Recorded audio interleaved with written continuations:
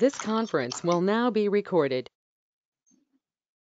अद्य शुक्रवासरः अथवा भृगुवासरः भाद्रपद कृष्ण तृतीया चतुर्थी च दिनांक 24 है ना 24 सितंबर 2021 नीलमणि वैद्यदीजित गणित दर्शरत्न समुच्चय वैद्यदीजित गणित शंखं चक्रं गदकान्दतमृतघटं चारुदौर्भिश्चतुर्भिः सूक्ष्मस्वच्छातिहृद्यां शुकपरिविलसन् मौलिमम्भोजनेत्रं कालाम्भोदोज्ज्वलाङ्गं कटितटविलसच्चारुपीताम्बराढ्यं वन्दे धन्वन्तरिं निखिलगतवनप्रौढदावाग्निलीलम् प्रौढदावाग्निलीलम् ब्रह्मणो हि समारब्धा मात्रेयाद्येषु पूजिताम् अस्मदाचार्यपर्यन्तां वन्दे गुरुपरम्पराम् आयुर्वेदरतं वन्दे मातवाख्यं महागुरुम् आयुर्वेदामृतं सर्वं शिष्येभ्यो यः प्रदत्तवान् द्रष्टाज्ञानी दृष्टकर्मा कृतकर्मा तथैव च अध्यापको विश्वश्रेष्ठो महान् संशोधकस्तथा गुणैरेतैः समुदितैः यत्कार्यं प्रतनोति सः समृद्ध्यर्थं हि कार्यस्य वयं नु प्रयतामहे सरस्वत्यै नमो यस्याः प्रसादात् पुण्यकर्मभिः बुद्धिदर्पणसङ्क्रान्तं जगदध्यक्षमीक्षते आत्रेयं प्रथमं वन्दे आयुर्वेदजगद्गुरुम् आयुर्वेदामृतं सर्वं गृहीत्वा हि सुरेश्वरात् अग्निवेशादिकेभ्यो यत् प्रेच्छत्मि सत्तमः प्रथमं तन्त्रकर्तारं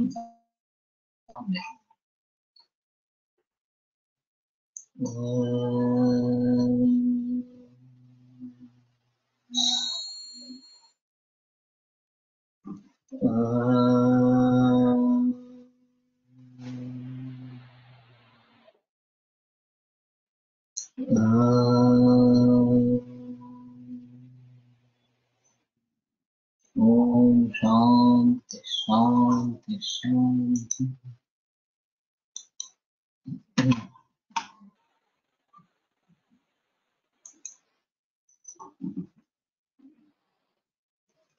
अथ नीलम्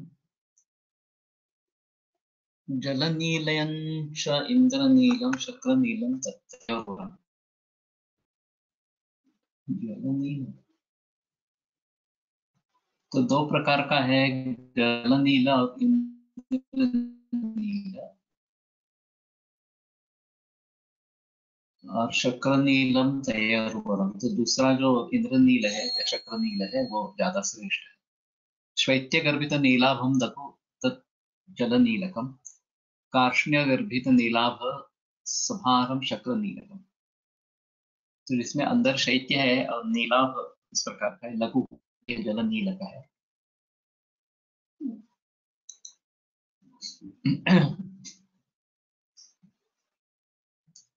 कार्ष्ण्यगर्भित नीलाभ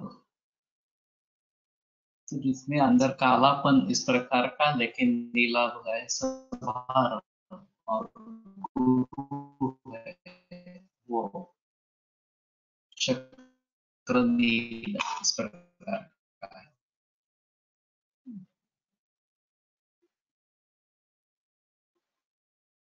एकच्छायं गुरुस्निग्धं स्वच्छं पिण्डित विग्रहं मृदुमध्ये लसज्ज्योति तथा नीलमुत्तमम्।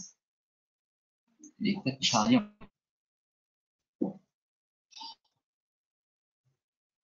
देखेंगे गुरु स्निग्ध स्वच्छ पिंडित विग्रह तो उसका जो शरीर है वो पिंडित इस प्रकार का है। मृदु मध्य लसत ज्योति और जिसमें ज्योति विराजमान है मध्य में ये सब तथा नीलम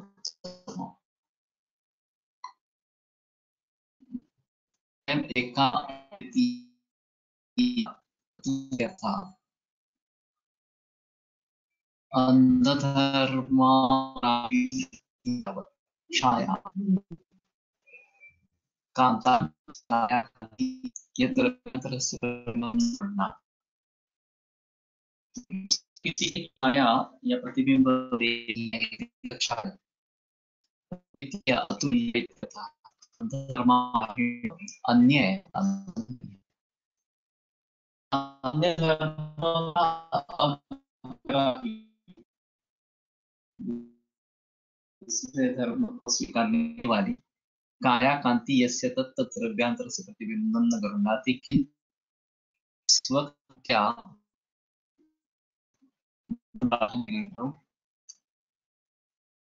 यः पात्रं रञ्जयत्यो नीलौ अन्यच्च क्षीरमध्ये क्षिपेद नीलम क्षीरं चेन्नीलता व्रजे नीलम इति ख्यातम। तो दूध में अगर ये नीलमणि रखते हैं तो उसको दूध को नीला रंग प्राप्त होता है, वो उसका इंद्रनील या शक्रनील इस प्रकार से कहना है। सम ब्रेकिंग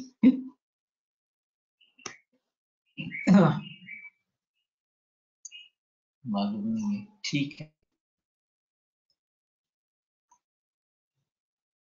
अन्यच्च यद्वा एका मुख्या श्रेष्ठा इति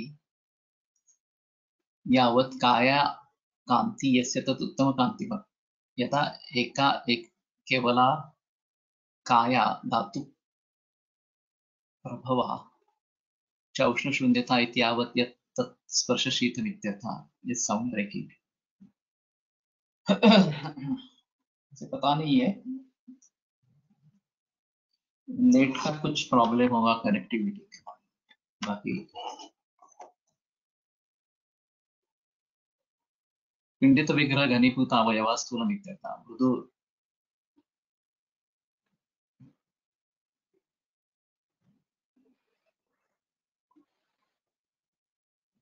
कोमलं विहितं रूक्षं निर्भारं रक्तगन्धि च चिपिटात्म सुसूक्ष्मं च जलं नीलं च सप्तदा। कोमल विहित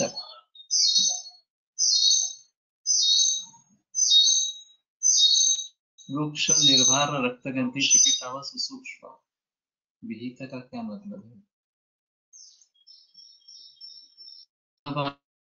वर्णम अर्धभागेन पंचवर्णम इत्यर्थः। अर्धभाग से कैसे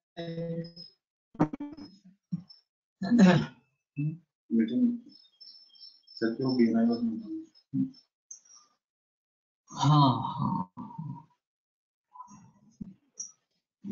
तो यहाँ से दे देंगे क्या एक नेट कनेक्शन? अभी साउंड ओके है क्या? हाँ, साउंड आ नहीं रहा मेरे पास नहीं आ रहा। मैं देखिए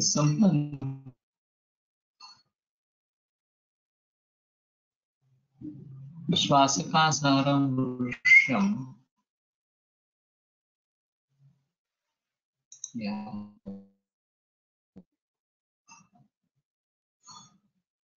यही है। हाँ हाँ,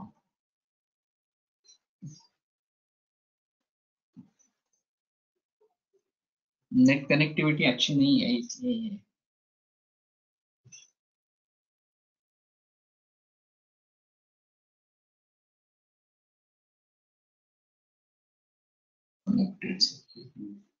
अभी अच्छा अच्छी आवाज आ रही है। Now it is okay. It's okay.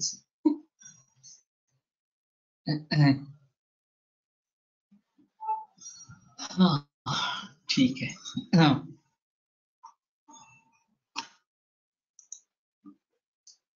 श्वासकासारं वृक्षं त्रिदोषग्नं सुदीपनं विस्मज्वरदुर्नाम पापग्नं नीलनील। ये नील एक्चुअली शनि के लिए पहना जाता है। अब ये मालूम नहीं कि ये बीच वाली अंगूठे में पहना जाता है। पापग्न भी है, त्रिदोषग्न वृक्ष श्वासकासहर गुणधर्म काफी अच्छे हैं। सुदीपन विषमज्वर नुर्नाम, तो अर्श और विषमज्वर इनमें नील उपयुक्त है। तो मेरे ख्याल में थोड़ा गर्म पानी तो नील पिष्टी शायद मिलती होगी, अभी सभी के बारे में थोड़ा देखना पड़ेगा कि ये दुर्नाम यानी कि अर्श, तो हाँ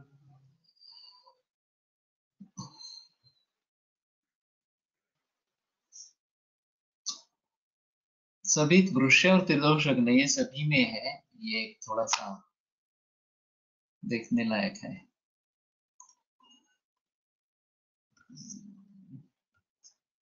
अतः गोमेदः गोमेदः समरागत्वात् गोमेदं रत्नमुच्यते।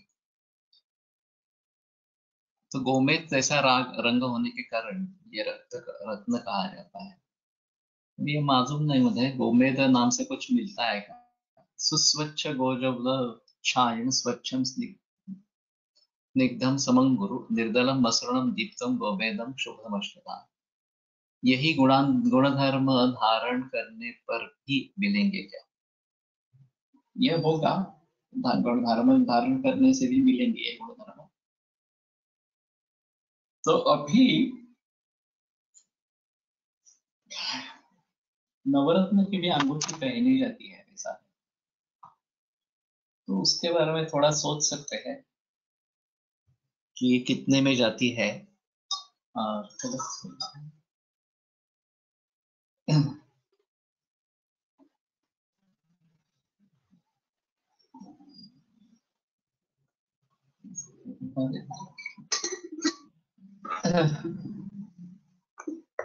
सुस्वच्छं गोजल छायम गोमूत्र जैसे दिखने वाला स्वच्छ स्निग्ध सम गुरु निर्दल मसृणम दीप्तम गोमेदम शुभ पुष्प।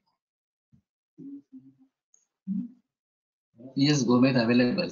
उमा फार्मसीची सर्व तज्ञांच्या पिष्टी व भस्म मिळतात, स्वस्त आहे सर्व रत्नांच्या.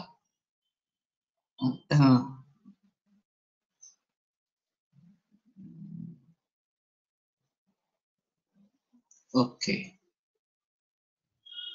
तो थोड़ा देखना पड़ेगा कि ये अवेलेबल अगर आसानी से है और ज्यादा कॉस्ट भी नहीं है तो सभी का भलीभांति प्रयोग कर सकते हैं अभ्यंतरियों, और पहनने के लिए लोगों को बोलेंगे तो ज्यादा अच्छा रहेगा। इच्छायं लघु रूक्षांगम चिपिटम पटलान्वितम निष्प्रभम पीतकाशाभम गोमेदम न शुभावम। तो ये अच्छा नहीं है, छाया नहीं है, लघु रूक्ष अंग चिपिट पटलान्वित निष्प्रभ पीतक, इस प्रकार का गोमेदम न शुभावम। गोमेदम कफ पित्तग्रम क्षय पांडु क्षयंकरम दीपनम पाचनम रुचन त्वचम बुद्धि प्रबोधनम।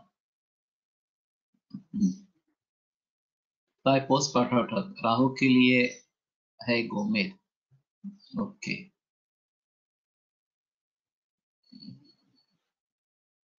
ये उमा फार्मेसी है कहाँ पे? लखनऊ में।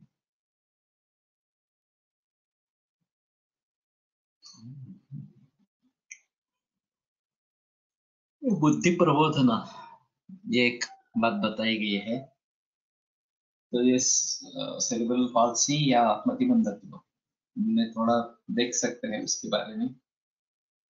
क्षय पांडु क्षयंकरम, क्षय और पांडु का नाश करने वाला, दीपन पाचन बल्य रुच्य त्वच।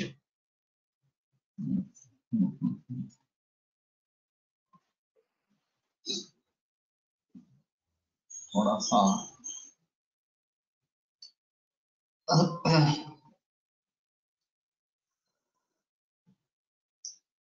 निषोत्तमादि हम एक प्रयोग में लाते हैं कुछ में, तो उसके साथ गोमेद अगर दे दे तो ज्यादा अच्छा रहेगा। त्वच है, रुच्य है, दीपन पाचन बुद्धि प्रबोधन है, काशजंग येथे आहे बहुतेक यूपी। ओके,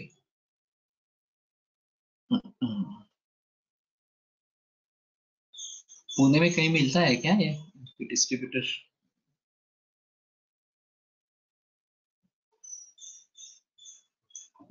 अथवा वैदूर्यम श्याम शुभ्राभम समम स्वच्छं गुरुस्फुटम अभ्रशुभ्रोत्तरीयेण गर्भितं शुभमीरितम्। तो श्याम शुभ्राभ्र सम स्वच्छ गुरुस्फुट अभ्रशुभ्रोत्तरीयेण गर्भितम्। अभ्रशुभ्रोत्तरीयेण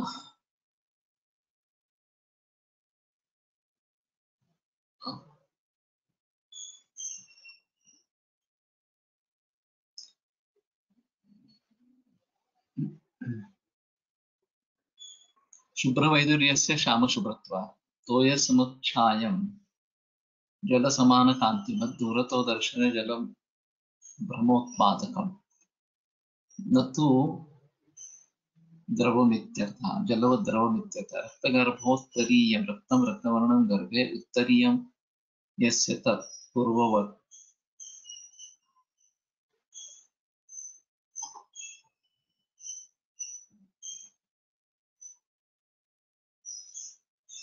अभ्रशुभ्रोत्तरीयेण गर्भितम्। हाँ, तो धवल मेघ ऐसा हो सकता है, लेकिन अभ्र पहले और शुभ्र बाद में, ये जरा कठिन है थोड़ा सा। श्यामं तोय समच्छायं चिकिटं लघु कर्कशं रक्तगर्भोत्तरीयं च वैदुर्यं न विशस्यते। वैदुर्यं रक्तपित्तघ्नं।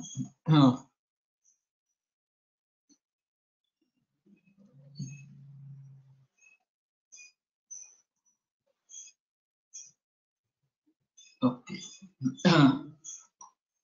तो ठीक है, इसके नेमार का नंबर दे दो।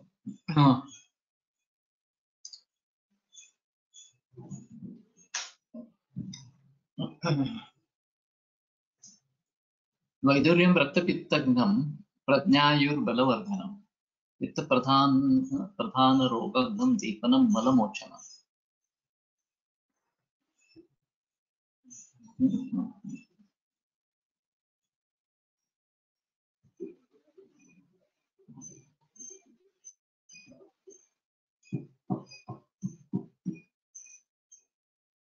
रक्तपित्त और पित्त प्रधान रोगघ्न प्रज्ञायुर्बलवर्धनम्, यह अच्छा है, दीपन और मलमोचन।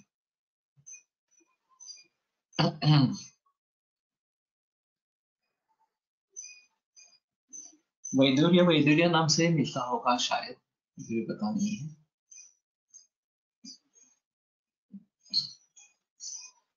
तो शायद ये जो ल्यूकेमियाज है इसमें प्रयोग कर सकते हैं, ऐसा लगता है मुझे।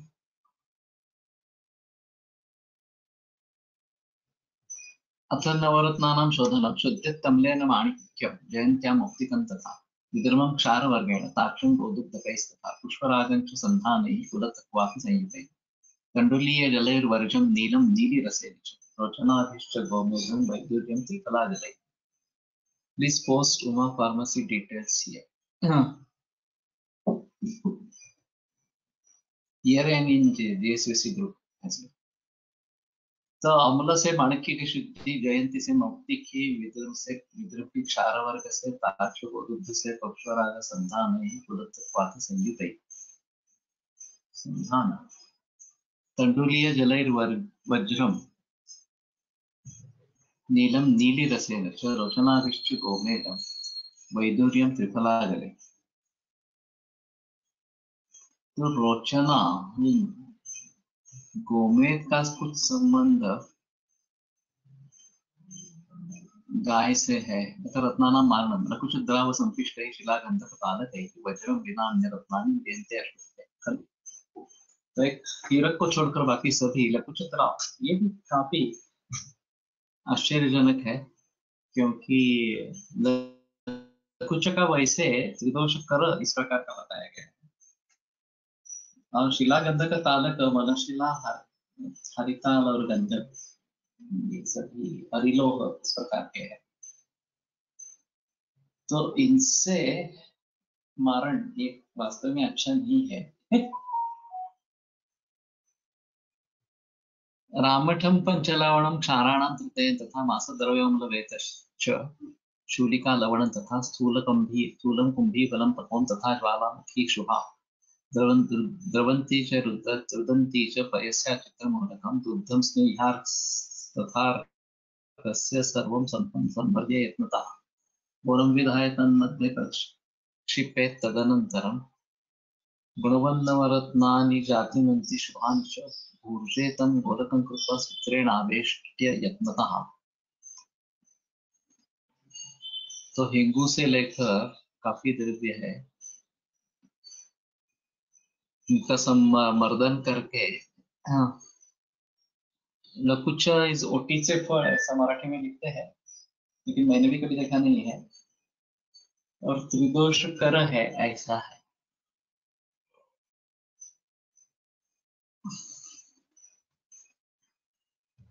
तो एक गोल तैयार करके उसमें ये डाले, रत्न डाले, गुणवन नवरत्नानि जातिमन्ति शुभानि च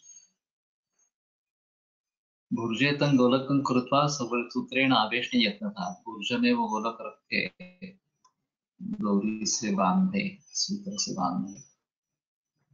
पुनर्वस्त्रेण संवेष्ट्य दोलायंत्रे निधाय च सर्वाम्लयुक्त संधान परिपूर्ण घटोदरे अहोरात्र तयं यावत् स्वेदे तीव्रवन्येन तस्मादाहृत्य संक्षाल्य रत्नजा धृतिमाह रत्नतुल्य प्रभा लघु देहलोह करी शुभा।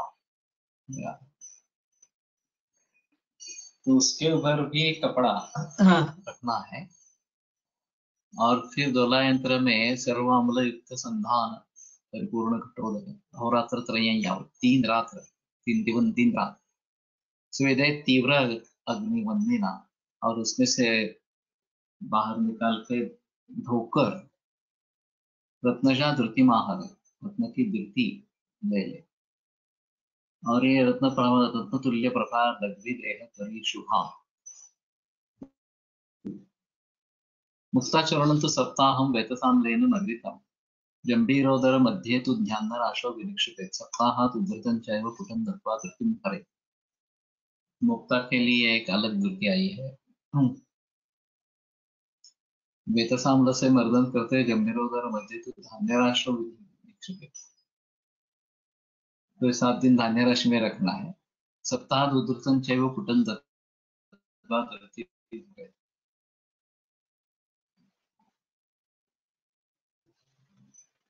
रामठाद्यर्क क्षीरान्तं सर्वम् अनुरूपं गृहीत्वा सम्प्रेष्य तत्पिण्डान्तं वररत्नानि ददध्या ततः भूर्जपत्रस्य आभ्यन्तरे तत्पिण्डं संस्थाप्य सूत्रेण दृढं बद्ध्वा पुनः वस्त्रेण आवेष्ट्य अम्लवेतसाद्यम्लवर्गरस मिश्रकाञ्चिकेन सह मृत्सल्यां दोलायां त्रिवन्दिना त्रिदिनं पचेत् तेन रत्नानि द्रवीभवन्ति।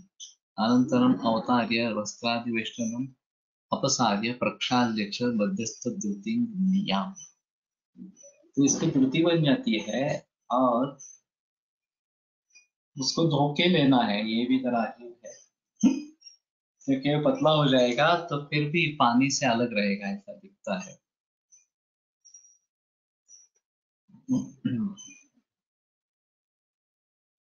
वज्रवल्यन्तरस्थञ्च कृत्वा वज्रं निरोधे अम्लभाण्डगतं स्वेद्यं सप्ताहाद्रव्यम्। वज्रवल्यन्तरस्थञ्च कृत्वा वज्रं निरोधे, वल्यन्तरस्थ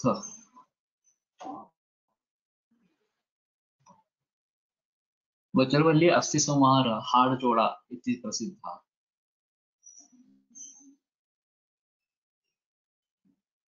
वज्रमूली मूलपिण्डाभ्यन्तरे वज्रं निरुध्य काञ्चिकपूर्णपीठे दोलायां सप्ताहं स्वेदे तेन द्रवत्वमायाति पुरुषम्।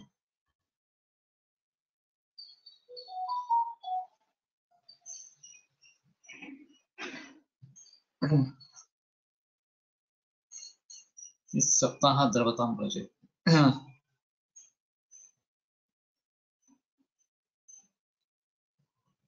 ये तो मुश्किल है, वज्र की धृति किसी ने देखी होगी या बनाई होगी इस प्रकार से।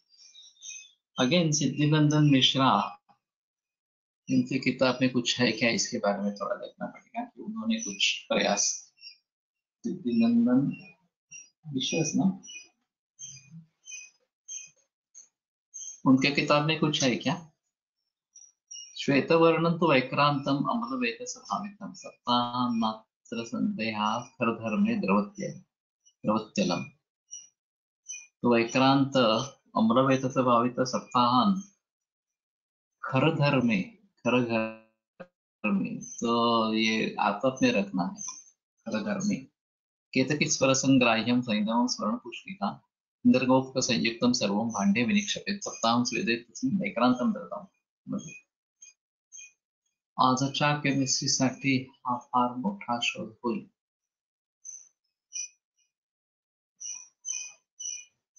हाँ, ये बात हो सकती है।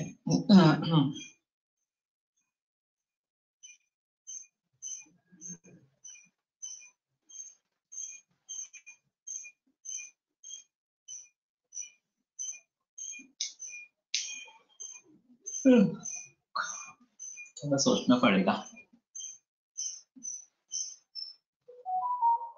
दोहाष्टकृत्था वज्रे वाहनात् स्वेदनात् तृतीये जायते नात्र सन्देहो योगस्यास्य प्रभावतः।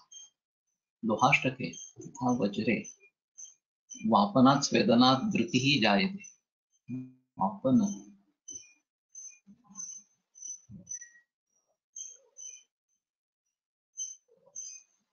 स्वर्ण रौप्य ताम्र वंग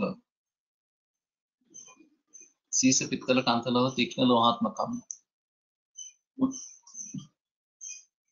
उक्ताष्टविध लोहं भस्म मध्ये तथा वज्र भस्म मध्ये वैक्रांतं प्रक्षिप्य दोलायन्त्रे स्वेदनात् द्रवीभवति।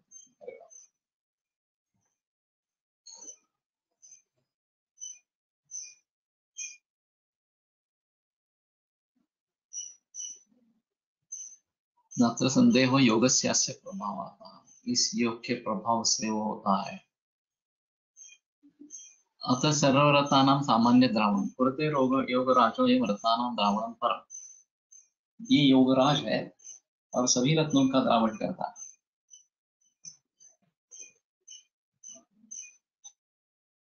अथ राजावर्तोल्पर्तोरु नीलिका मिश्रित प्रभा गुरुश्च मस्मश्रेष्ठस्तदन्यो मध्यमस्मितः।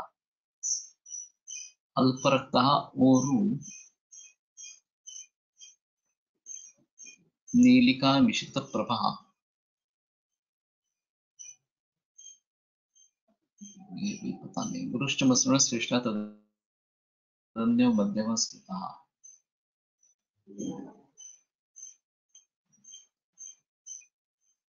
अल्परक्तोरु नीलिका मिश्रित प्रभा ईशत रक्त अनल्प नीलद्युतिः। गुरु है क्या?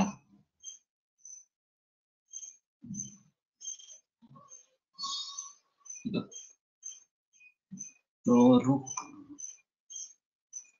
गुरु का मतलब तो ध्यान में नहीं आ रहा।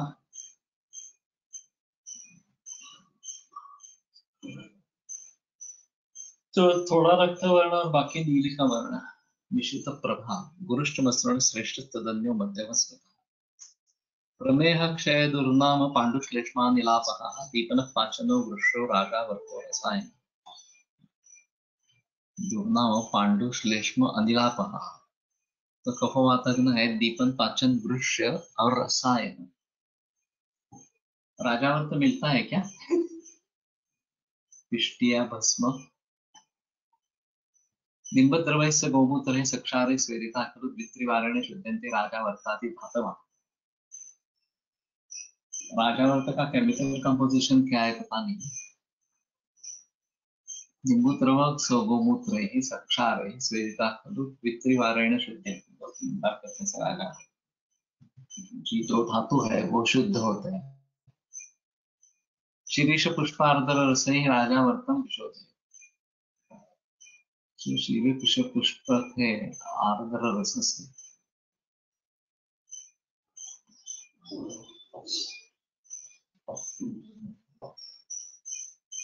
तो ताजा लेना चाहिए। विशोधयेत्।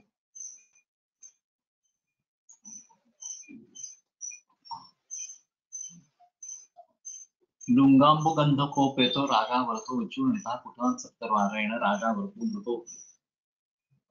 लुंगाम्बु मातुलुंग स्वरसः और गंधक, इसमें राजावर्त विचूर्णिक राजावर्त कुटनाथ सप्तवार्तिक है। तो 7 बार कुट देने से राजावर्त मुक्त राजावर्त मुक्त हो जाता है। राजावर्त से चूर्णं तु पुनर्टी घृत मिश्रितम विपचे आयसे पात्रे महिषी क्षीर संयुतम सौभाग्य पंचगव्येन पिंडी बद्धं तु जारयेत् मातितं खदिरांगारहि सत्यं ज्योति शोभनम्। कुन्नटी घृत मिश्रितम, कुन्नटी मनशिला। अयमत्र क्रमः राजावर्त चूर्णे घृतं मनशिलायाभ्यां तुल्याभ्यां पिष्ट्वा महिषी क्षीरेण चतुर्गुणेन क्षीरशोषणं यावत् लोहपात्रे पचेत् तत्तुल्यटङ्कणेन पिण्डत्व संपादनात् पंचगव्येन च सम्मर्द्य पिण्डाकारं कृत्वा मूषायां संस्थाप्य पुटं दत्यात्। पिण्डत्व संपादनात्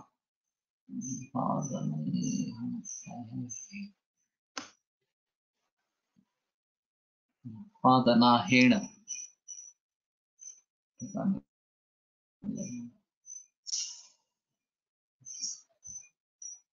पिण्डाकारं कृत्वा मूषायां संस्थाप्य पुटं दत्यात् तत् खदिरकाष्ठाङ्गारेण भस्रयाद् मापयित्वा सत्वं गृह्णाति। नर उद्देश्य विक्रांतादीनि 14 रत्नानि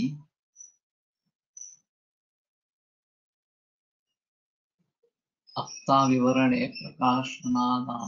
एकादशानाम् एव गुणादिकम् उक्तं। तत् कथम् उच्यते चेत् रत्नं दारुष्मत् पुष्परागो माणिक्यमेव च निद्रनीलश्च गोमेदस्तथा वैदूर्यमित्यपि मौक्तिकं विद्रुमं चेति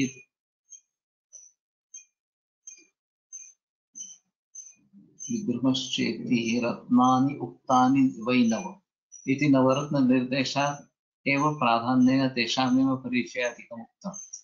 वैक्रान्त सूर्यकान्तं स्फटिकं चन्द्रकान्तं राजावर्ताख्यानां मणीनाम् उपरत्नजातीयानां रत्नाधिकारे निर्देशे कर्तृतेऽपि सूर्य चन्द्रकान्त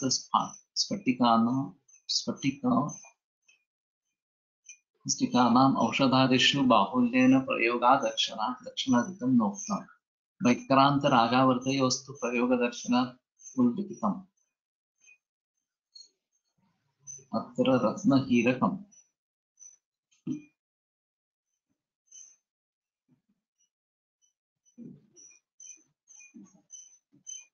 धृतीनां दीर्घकाल रक्षणोपायः कुसुमतैलमध्ये तु संस्थाप्य धृतयः पृथक् तिष्ठन्ति चिरकालं तु प्राप्ते कार्ये नियोजयेत्।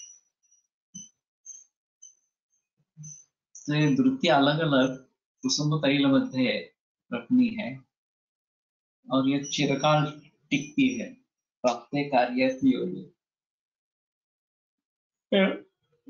कोई कार्य प्राप्त होता है तो उनका प्रयोग करना चाहिए। सूर्यादि ग्रह निग्रहापहरणं दीर्घायुरारोग्यदम् सौभाग्योदय भाग्यवश विभवोत्साहप्रदं धैर्यकृत् दुश्छायाचल धूलि संगति भवा लक्ष्मीहरं सर्वदा रत्नानां परिधारणं निगत्तं भूतादि भीनाशनम्। अच्छा, तो रत्न के धारण के गुण पहले एक सवाल पूछा गया था, शायद कविता ने पूछा था कि ये धारण करने से भी ये लाभ होता है क्या? तो यहाँ स्पष्ट रूप से निर्देश है सूर्यादि ग्रह निग्रह अपहरण। सूर्यादि ग्रह उनके द्वारा पकड़ना, इसका अपहरण। दीर्घायु आरोग्यदम और दीर्घायु आरोग्य देने वाला सौभाग्योदय। सौभाग्य का उदय भाग्यवश विभवोत्साह प्रदम धैर्य।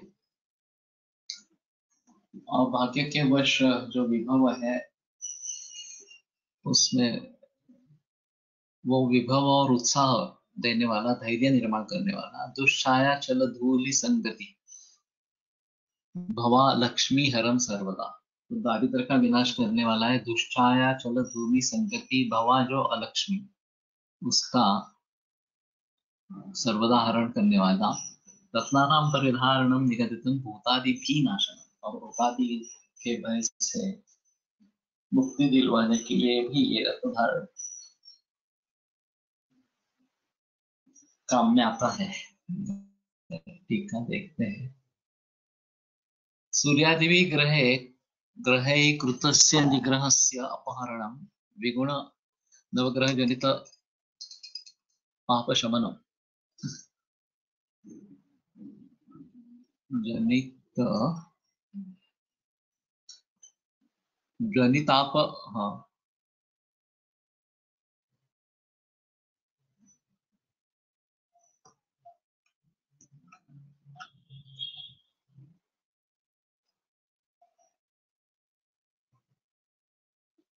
जनित आपत प्रशमनम ऐसा होगा शायद।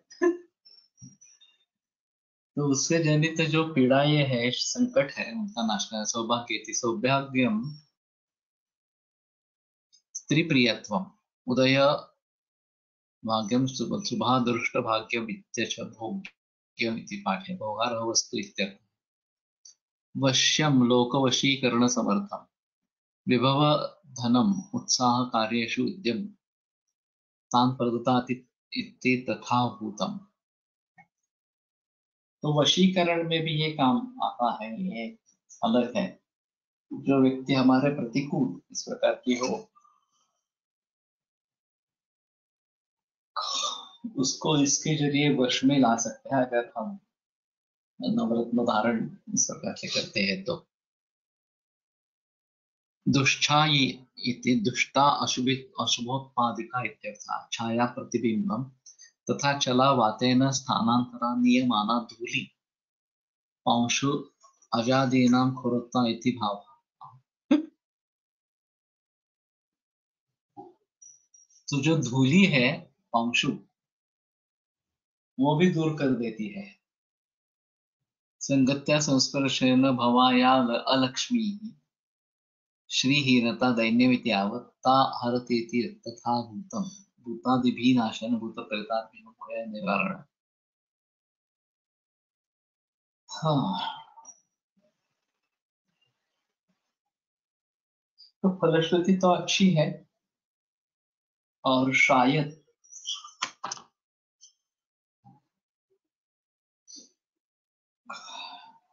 नवग्रह की अंगूठी पहने या अपने लिए जिस ग्रह का रत्न पहनना है उसके बारे में सोचेंगे तो ये ज्यादा बेहतर इस प्रकार का होगा।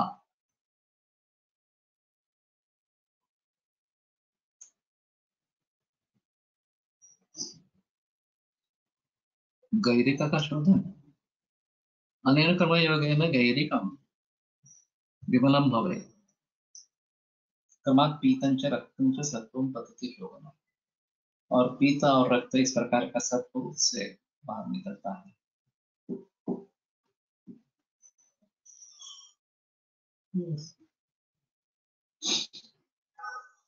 गैरिक का तो इस प्रकार का देखा ही नहीं है।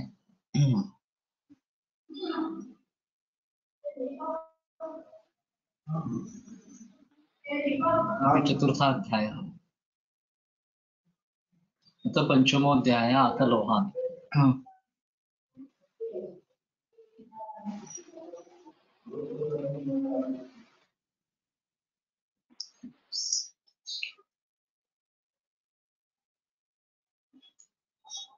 शुद्धं लोहं कनकरजत भानुलोहाश्मसारम्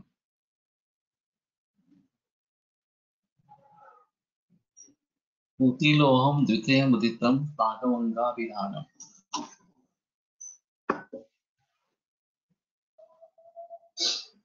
मिश्रं लोहं तृतीयमुदितं पित्तलं कांस्यवर्तम् धातुर्लोहे लुह इति मतः सोऽप्यग्ने कार्तवाची। तो लुह ये धातु है। तो शुद्ध लोह कनकरजत भानुलोह अश्मसारम, क्या है मालूम नहीं।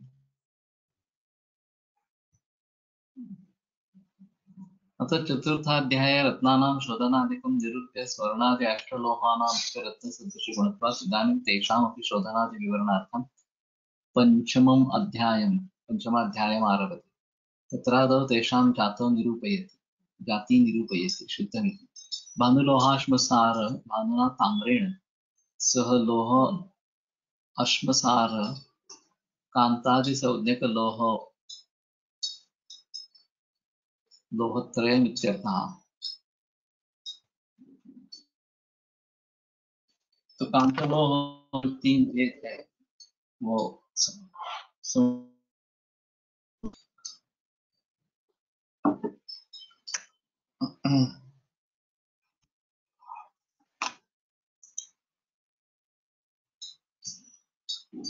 तो नागभंग ये दो ऊती लोह है, पित्तल कांस्यवर्त ये मिश्र लोह है।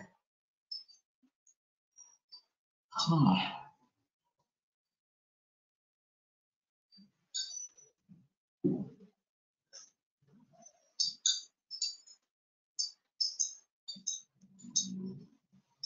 भानुलोहाश्मसारं भानुना ताम्रेण सह लोहाश्मसार कांतादि सकल लोह त्रयमित्यर्थः। स्वर्णं रौप्यं ताम्रं तथा कांत मुंड तीक्ष्णाख्य लोहत्रयम् अमिश्र लोहज्ञेयम्। तो सोना चांदी और ताम्र कांत लोह तीक्ष्ण लोह और मुंड लोह, ये तीन लोह के प्रकार। सीसकं वंगं च द्वयं पुतिलोहाभिधानं। पुतिलोहमिति लोहस्य जातिविशेषः। अथवा वंगस्य पूतिगन्ध इति पर्यायकत्वात् नागस्य च वंगसदृशगुणत्वात् लोहविशेषयोः नागवङ्गयोः पूतिलोहाभिधानम् इति। पित्तलादित्रयं विश्वलोहसमनं तथा धात्वन्तरम् अयोगशत्वात्। हेतुत्वं भावप्रकाशः। रीतिरप्यपधातु स्यात् ताम्रस्य यशोदस्य च पित्तलस्य गुणान्यया स्वयोनिसदृशा जनैः संयोगप्रभावेण तस्यान्येऽपि गुणाः स्थिताः। तो रीति यानी कि पित्तल, ये एक अनक उपधातु है। ताम्र और यशोद का पित्तल से गुणान्यया स्वयोनि सदृशा और उसके गुण उसके योनि के जैसे जैसे वो बने हैं उसके सदृश होने चाहिए। और अन्य भी गुण होते हैं संयोग महिमा से।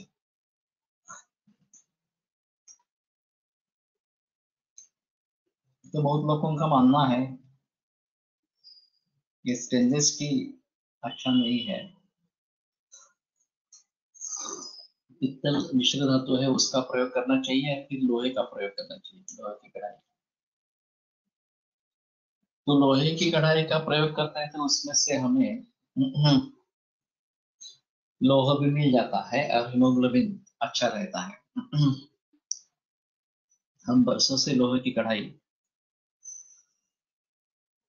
प्रयोग करते आ रहे हैं और ये सबसे अच्छा तरीका है एनीमिया से दूर रहने का।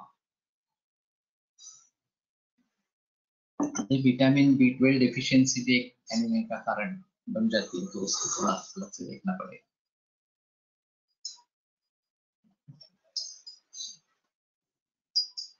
ताम्रतपुरं ख्यातं कांस्यं घोषं च कांस्यकम्।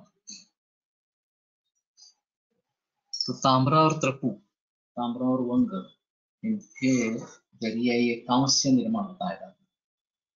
तो बेतुर्की विजय महाराज साहब का ये कहना था कि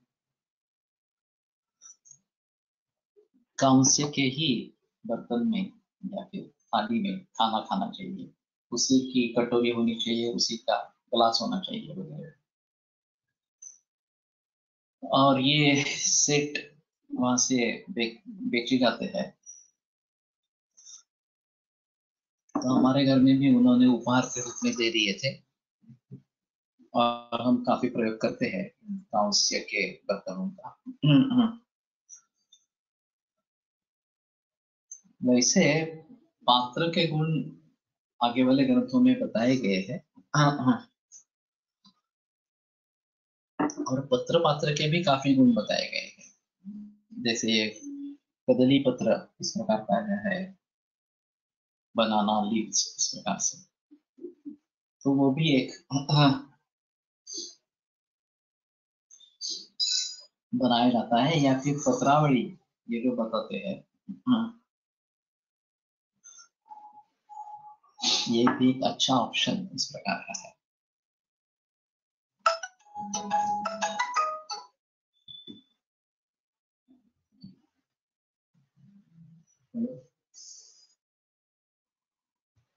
अतः स्वर्णम प्राकृतम सहजम वह्नि संभूतम खनि संभवम रसेंद्र वेदना वेद संजातम स्वर्णम पंचविधम स्थितम। तो प्राकृत नैसर्गिक सहज, प्राकृत और सहज में क्या फर्क है देखना पड़ेगा। वह्नि संभूतम अग्नि से निर्माण होने वाला, खनि संभवम खनिज के रूप में उत्पन्न होने वाला, रसेंद्र वेद संजातम और पारद वेद से संजात निर्माण होने वाला, स्वर्णम पंचविधम स्थितम स्वर्ण 5 प्रकार का है। तवा कढई एटसेट्रा शुद्ध लोहाची बनवत असतील शंका आहे। केमिकली अल्टर्ड लोह धातू वापरात असावे, कडकपणा येण्यासाठी कार्बन तर वापरतातच। तो मालूम नहीं लोहे की कढ़ाई केवल लोहे से बनती है या उसमें और भी कुछ है, लेकिन जो अभी फिलहाल लोहे की कढ़ाई मिलती है उसका प्रयोग जरूर कर सकते हैं। और याद नहीं, कमर्शियल यूज के लिए एक लोहे का ही प्रकार प्रयोग में लाया जाता है। हाँ, इसको कौन सा स्टील बोलते हैं अभी याद नहीं।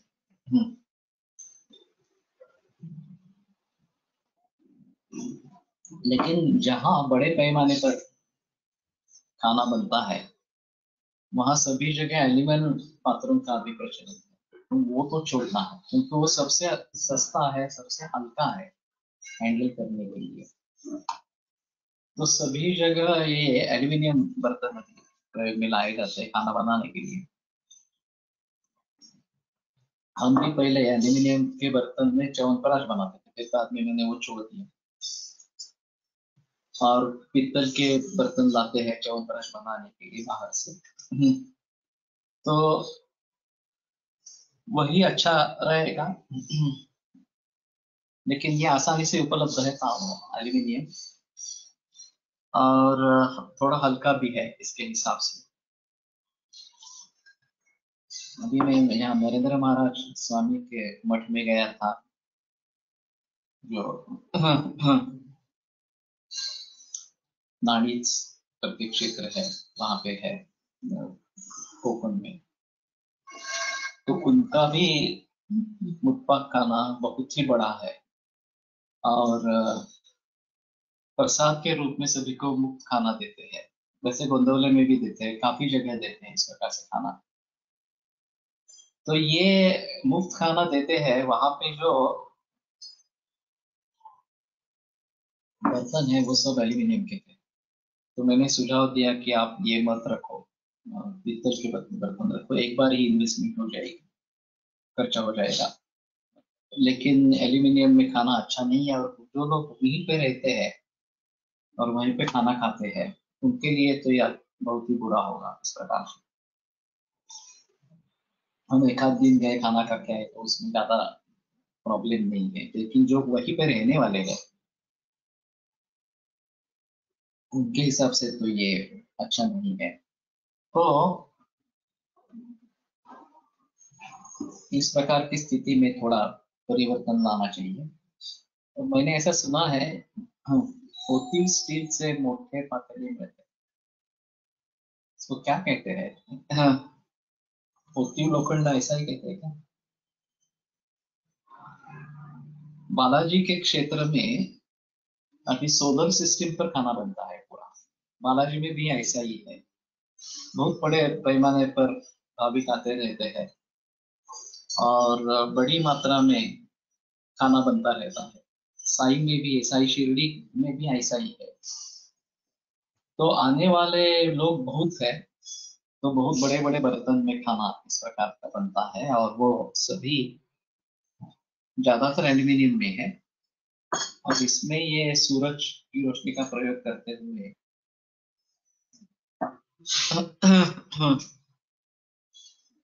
उसकी आंच पर खाना बनता है, तो काफी मात्रा में ऊर्जा की बचत होती है।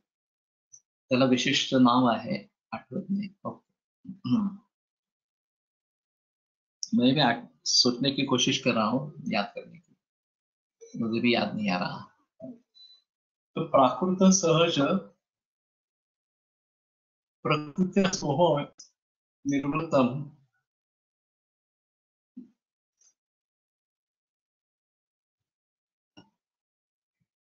अकृत्रिम सृष्टि आदौ स्वभाव एव उपपन्नत्वात्। सृष्टि के प्रारंभ में ही स्वभाव था उसका। यद्वा ब्रह्मणा प्रकृतिभूतस्य अंडस्य आवर्तत्वात् प्राकृत। तो ब्रह्मा ये प्रकृतिभूत है, उससे सभी ये निर्माण हुआ है। तो उसका जो अंड आवर्तत्वात् प्राकृत, उसको आवरण करने के कारण प्राकृत, कास्ट आयन हो सकता है। कास्ट आयन कास्टिंग के लोहे के बर्तन मिलते, वो कौन सा लोहा है? वही होगा शायद मोती लोखंड, कास्ट आयरन। मैंने एक अजीब किस्सा सुना था स्वामी विवेकानंद का। जमशेदजी टाटा इन्वेस्ट करना चाहते थे और उनको ऐसा चाहिए था कि कोयला, लोह और पानी, ये तीनों बड़ी मात्रा में साथ में होने चाहिए। तो उन्होंने विवेकानंद जी से पूछा। विवेकानंद ने कहा कि ये जो बिहार में अभी जहाँ पे खान है उनकी, वहां आपको मिलेगा। और सचमुच वहां मिला। भिलाई जो प्रोजेक्ट है उनका, टाटा का, और वो तीनों इकट्ठा मिलने से वहां प्लान बन गया इसका। स्वामी विवेकानंद के बारे में ऐसी बातें कभी सुनी नहीं थी, ये पहली बार स्वामी विवेकानंद ने किसी इस प्रकार के मामले में अपनी राय दी है, ये मैंने सुना था इस प्रकार से। तो योगी लोगों की एक दिव्य दृष्टि होती है, उसके जरिए ये इस प्रकार से देख सकते हैं। और फिर वो जमीन वैसी ही पड़ी थी, उसमें कुछ नहीं हो रहा था, तो ये इन्होंने लगाया, वहां पे प्लांट लगाया इस प्रकार। हाँ, वन्दी संभूतम अग्निसंभव अस्य विवृतिश्चाग्रे द्रष्टव्या। खनिसंभवम भूगर्भ स्थाकर भूगर्भस्थ आकर जातम। रसेन्द्र वेद संजात रसेन्द्र से पारदस्य वेद स्वेदना ऊनविंशति कर्मांतर्गत कर्म विशेष येन कर्मणा स्पर्शादि मात्रेणैव रसस्य अन्य पदार्थ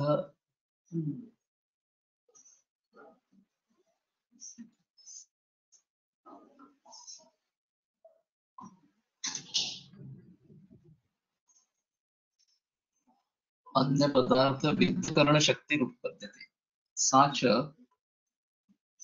येन कर्मणा स्पर्शादि मात्रेणैव सा च स्वर्णादि संयोगे भवति।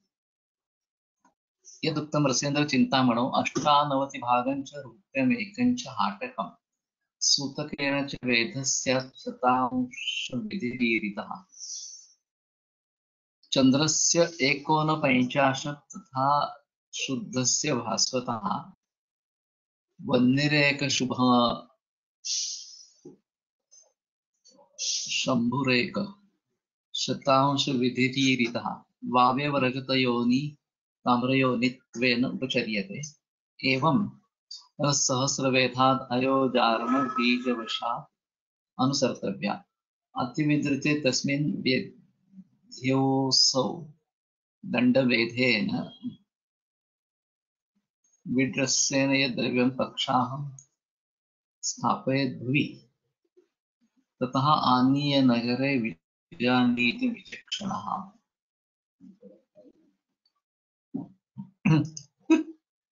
ये तो बता नहीं सकते विटामिन B12 डिफिशियंसी के लिए कौन सा यूजफुल है। अगर किसी को मालूम हो तो बताएं, मैं भी प्रयोग करना चाहता हूँ। शायद कुछ आहार द्रव्य मिलेंगे, यूट्यूब में सर्च करेंगे तो या गूगल में सर्च करेंगे तो, लेकिन अभी मुझे भी पता नहीं है इस प्रकार से।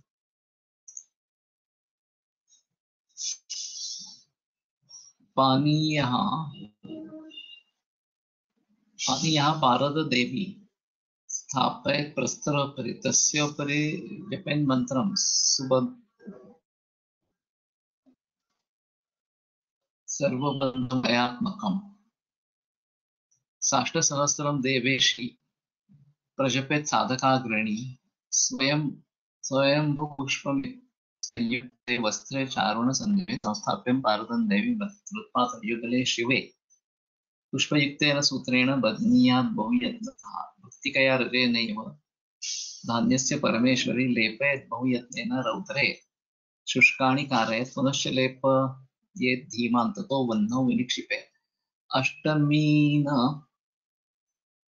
अष्टमी नवमी रात्रौ क्षिपेत् नैव सुरेश्वरी तथा परमेशानि मृत्पात्रे स्थापयेत् मन्दिरसेन तत् द्रव्यं श्लोकयेत् बहुयत्नतः।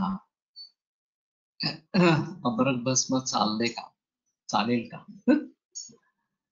मालूम नहीं है, किसी ने अगर प्रयोग किया है तो देखेंगे। ठीक है, यहीं पे रुकते हैं। 155 टीका काफी बड़ी है तो कल एक बार कोशिश करते हैं। आयुर्वेद प्रकांड निगदितैः शल्यतंत्र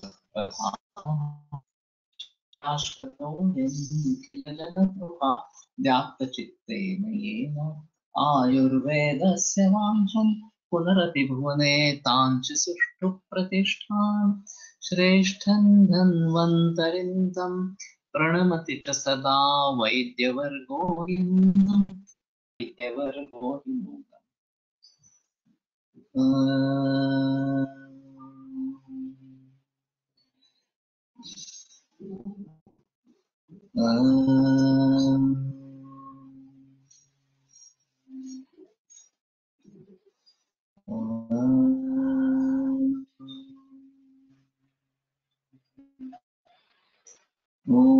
शांति शांति शांति।